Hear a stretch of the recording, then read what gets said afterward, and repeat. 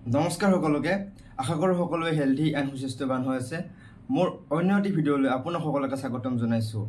আজিৰ এই ভিডিঅ'টোত মই আপোনালোকৰ মাজলৈ লৈ আহিছো যে লিভাৰৰ ফাংচন বা লিভাৰৰ কামবিলাকনো কি আমি সচৰাচৰ শুনি থাকো যে লিভাৰ ফেটি লিভাৰ সিৰ'সিছ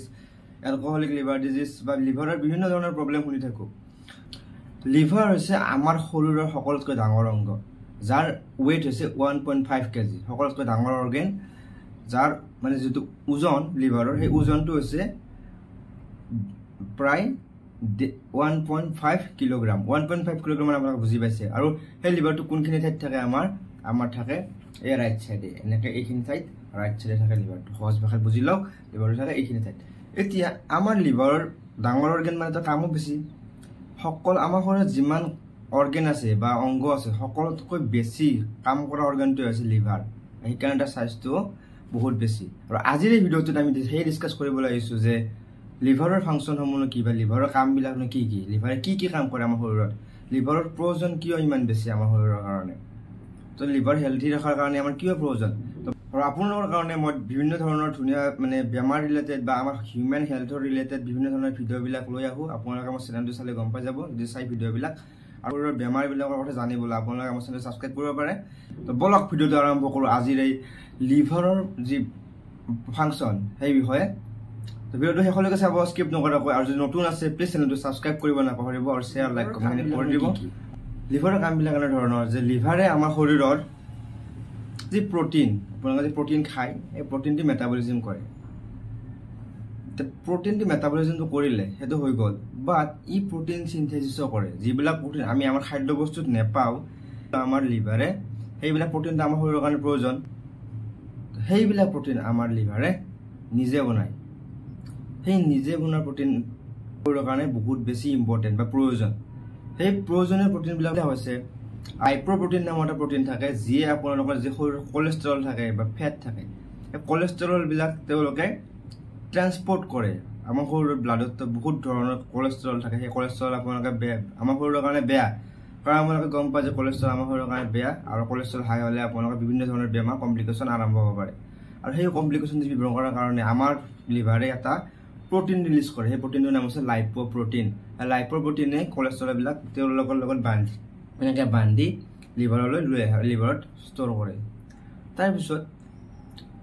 আমাৰ ক্লটিং ফেক্টৰ মানে হৈছে আমালোকৰ সাপোজ কাটি গল কটাৰ 2-3 মিনিটৰ ভিতৰত বা 5 মিনিটৰ ভিতৰত আপোনালোকৰ যি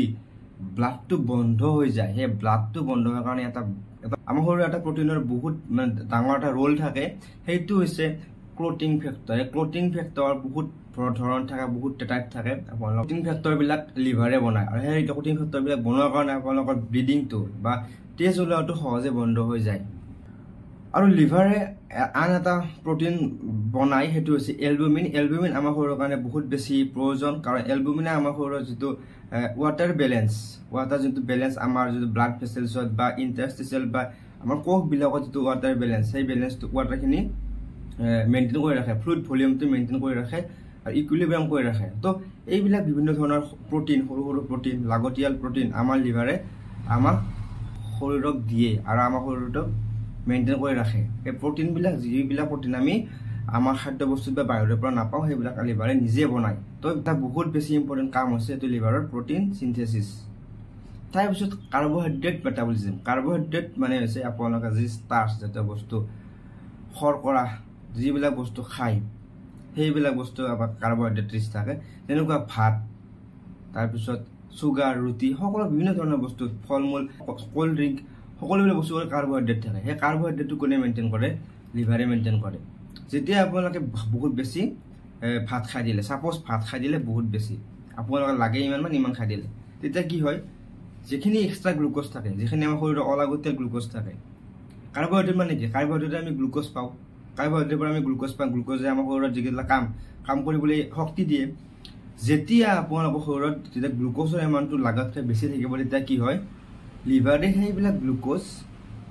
কি কৰে বেলেগ এটা বস্তুটো কনভাৰ্ট কৰে সেই কি কনভাৰ্ট কৰে সেইবিলাক ফ্যাট হ'ব পাৰে বা গ্লাইকোজেন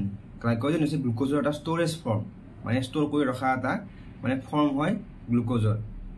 মানে সেইটো গ্লাইকোজেন হিচাপত বস্তুটো জমা কৰি ৰাখে লিভাৰত আৰু যেতিয়া মানে শৰীৰত কিবা হাৰ্চ কণ্ডিশ্যন আহে আপোনালোকে ফাষ্টিঙত আছে বহু দিন একো খোৱা নাই তেতিয়া কি হয় যিবিলাক গ্লাইকোজেন ফেট আপোনালোক লিভাৰে বনাইছিল তেতিয়া সি তাৰ পৰা ৰিলিজ কৰে যে শৰীৰত লগা হৈছে এতিয়া যা কামটো কৰি দিয়ে তো লাগতিয়াল লগা যে প্ৰয়োজন সেইখিনি পুৰা কৰি দিয়ে। 3 নম্বৰ কাৰণ হৈছে আমাৰ লিপিড মেটাবলিজিম বা ফেট মেটাবলিজিম আপোনালোকে যি কয়। আমাৰ শৰীৰত আমি সাধাৰণতে কি খাওঁ ফেট জাতীয় বস্তু বহুত বেছি খাওঁ যেনেকুৱা তেল ভজা কাৰণ তেল নোহোৱাকৈ একো বস্তুৱে নহয় আলু হওক কিবা হওক সকলোবিলাক বস্তুতে কি থাকে ফেট থাকে। আপোনালোকে ফাষ্ট ফুড খায় ফ্ৰেঞ্চ ফ্ৰাই নুডলছ সকলোবিলাকত ফেট থাকে। যেতিয়া এই ফেটবিলাক খাওঁ এই ফেটবিলাক হজম কৰাৰ কাৰণে আমাৰ লিভাৰে এটা বহুত বেছি ইম্পৰ্টেণ্ট কেমিকেল ৰিলিজ কৰে সেইটোক কোৱা হয় বাইল বুলি। সেই বাইলে আপোনালোকৰ যিটো ফেট খাইছে আপোনালোকে যিটো লিপিড আপোনালোকে লৈছে শৰীৰত সেই লিপিডটো লোৱাৰ পিছত যিটো আপোনালোকৰ মেটাবলিজম কৰে যিটো আমাৰ হজম শক্তি বা হজম কৰাই লিপিডটো হজমটো কৰিব লাগিব শৰীৰে এবজৰ্ব কৰিবৰ কাৰণে বা শৰীৰত বস্তুখিনি পাবৰ কাৰণে হজম ক্ৰিয়াটো হ'ব লাগিব। এই হজম ক্ৰিয়াটো লিপিডৰ বা ফেটৰ কোনে কৰাই বাইল নামৰ এটা কেমিকেলে কৰে আৰু বাইলটো ক'ৰ পৰা ৰিলিজ হয় আমাৰ লিভাৰৰ পৰা ৰিলিজ হয়। আপোনালোকে গম পায় আমাৰ শৰীৰত যিটো ব্লাড ৰিলিজ হয় সেই ব্লাডটো আমাৰ শৰীৰত আমাৰ 120 দিনৰ মূৰে মূৰে নিজে ধ্বংস হৈ যায় শৰীৰত। সেই ধ্বংস হোৱা ব্লাডত আমাৰ হিমোগ্লোবিনো থাকে। সেই তো যদি হিমোগ্লোবিন ওলায় ব্লাড চেলটো ভাঙাৰ পিছত সেই হিমোগ্লোবিনটো কোনে মেটাবলাইজ কৰে লিভাৰে কৰে আৰু লিভাৰে হিমোগ্লোবিনটো মেটাবলাইজ কৰে কি কৰে বিলিৰুবিন বিলিভাৰ্টিন বিভিন্ন ধৰণৰ ফৰ্মত এইটো কনভাৰ্ট কৰে আমাৰ শৰীৰৰ পৰা ৰিলিজ কৰি দিয়ে আপোনালোকৰ ষ্টুল বা যি পেচাব বা মলমূত্ৰ তাৰ সেইফালেৰে এইটো বস্তু ৰিলিজ কৰি দিয়ে। 5 নম্বৰ একদম ইম্পৰ্টেণ্ট ফাংচন অফ লিভাৰ হৈছে ডিটক্সিফিকেশ্যন মানে হৈছে আপোনালোকৰ যি টক্সিক প্ৰডাকশ্যন হয় আমাৰ শৰীৰত বিভিন্ন ধৰণৰ টক্সিক প্ৰডাকশ্যন হয়। টক্সিক মানে পয়জন মানে বিষ বহুত বেয়া আমাৰ শৰীৰৰ কাৰণে অলাগতিয়াল বস্তু বিভিন্ন ধৰণৰ বস্তু আমাৰ শৰীৰত প্ৰডাকশ্যন হয় যেনেকুৱা আপোনালোকৰ ইউৰিয়া হওক বা আপোনালোকে কিবা ড্ৰাগ খাইছে ঔষধ খাইছে ঔষধটো আমাৰ শৰীৰৰ কাৰণে ভাল নহয় লং টাৰ্ম থকাৰ কাৰণে এতিয়া ঔষধ এটা খাইছে ঔষধটো কোনে মেটাবলাইজ কৰিব যিখিনি মানে যিখিনি বস্তু লাগে সেইখিনি এক্সট্ৰাক্ট কৰি আমাৰ শৰীৰত ব্যৱহাৰ কৰি যিখিনি নলগা বস্তু থাকে এটা পিলতো গোটেইখিনি বস্তু লগা নাথাকে বা গোটেইখিনি বস্তু লাগতিয়াল নাথাকে যিখিনি বস্তু অলাগতিয়াল থাকে বা লগাখিনিৰো যিখিনি আমাৰ অপ্ৰয়োজনীয় সেইবিলাক বস্তু আমাৰ লিভাৰে ধৰি ৰাখে আৰু সেইটো মেটাবলাইজ কৰে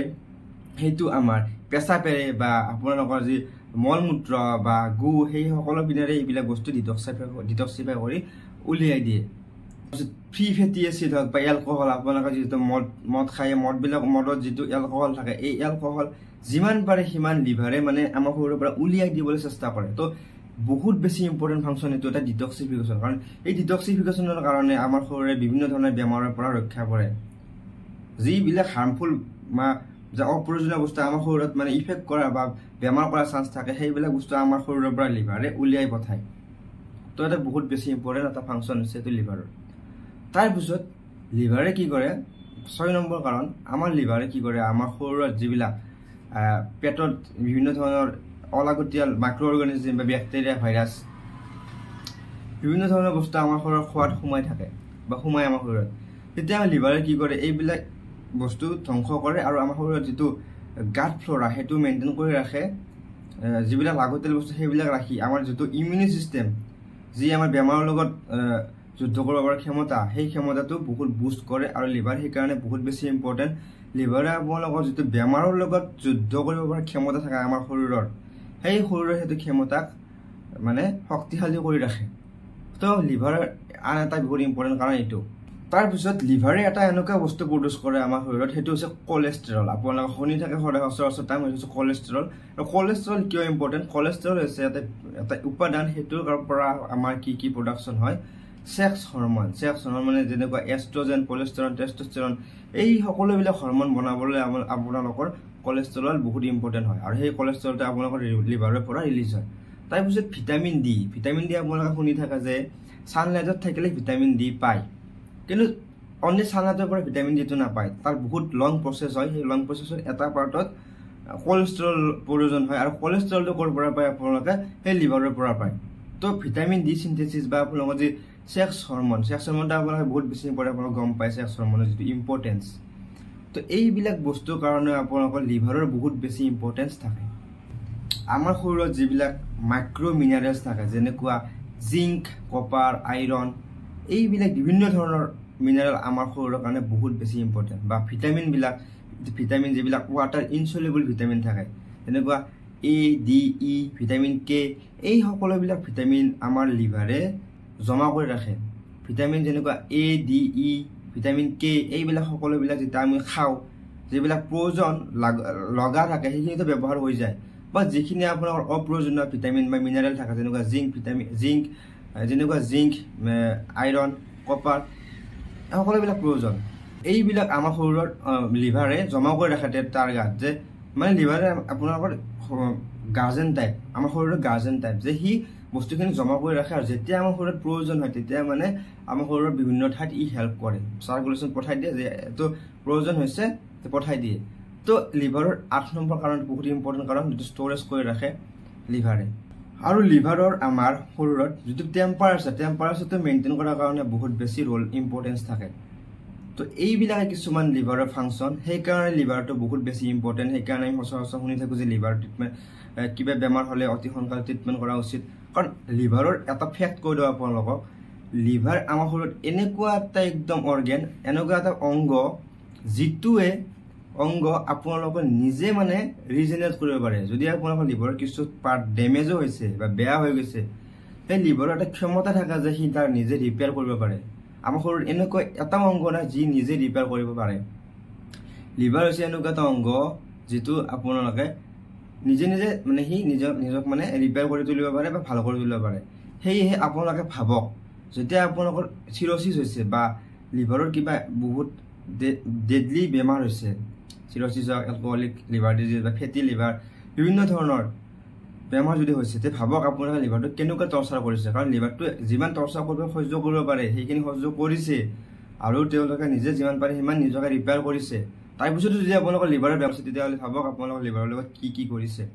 তো এইখিনি আছে লিভাৰৰ কিছুমান কাম আপোনালোকৰ মাজলৈ লৈ আহিছো আপোনালোকে যে গম পালে কি লিভাৰৰ কামবিলাক তো ভিডিওটো প্লিজ আনলৈ শেয়াৰ কৰিব লাইক কৰিব আৰু কমেন্ট কৰি জনাবা নেক্সট ভিডিওত আপোনালোকে কি বিচাৰে মোৰ পৰা কমেন্ট কৰিলে মই মোটিভেশন পাও আৰু ইনস্পিৰেশন পাও এতে আপোনালোকৰ মৰম পাও তো এইখিনি কয়ে পুনৰ এটা নতুন ভিডিওত লগ পোৱাৰ প্ৰতিশ্ৰুতিৰে আজিলৈ ইমানতে বিদায় মাগিছো সকলোৰে কাৰণে মোৰ ফালৰ পৰা বহুত বেছি ধন্যবাদ থ্যাংক ইউ অল